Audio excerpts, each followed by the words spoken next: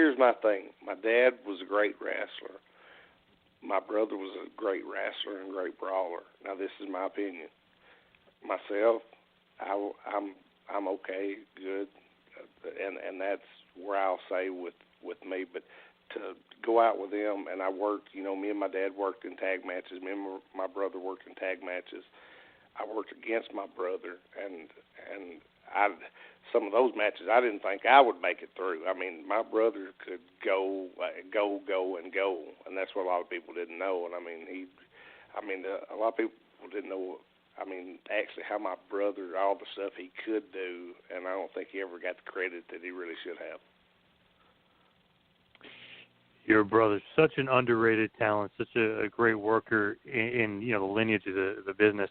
As far as you getting in, was it kind of because your brother got in and your father wanted you to be a wrestler, or was you breaking in something different? Oh, no, they never pushed me towards getting in business or anything. But when you start going to kindergarten at 5 years old and to the Mid-South Coliseum, and, the whole deal, and I've told people this before, the whole deal with me going with my dad taking me down there with him was, my mom would say, now, if you say one thing about getting up or you're ill or anything, you're not going back to wrestling next Monday night. So there's one thing I never did. Anytime she come on Tuesday morning to get me up, I got right up and never said a word because I loved to go to the Mid-South Coliseum, and I got to be around all the guys, and I grew up with all the guys, and I love the business.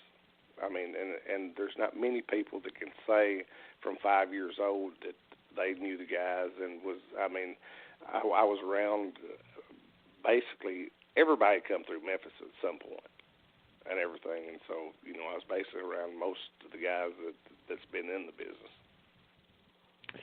Was it a lot of pressure kind of following in your brother's footsteps, so to speak, yeah. And obviously your father as well? Oh, yes.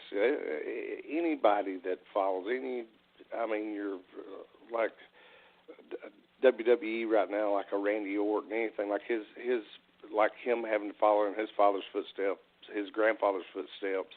That's anybody. Like Jamie Dundee following his dad, Bill Dundee's footsteps. Brian Lawler following his dad's footsteps. Look at what I don't want to say it's pressure. It's just everybody thinks you have got to be as good as them, and we all just worked as hard as we could to be as good as we could.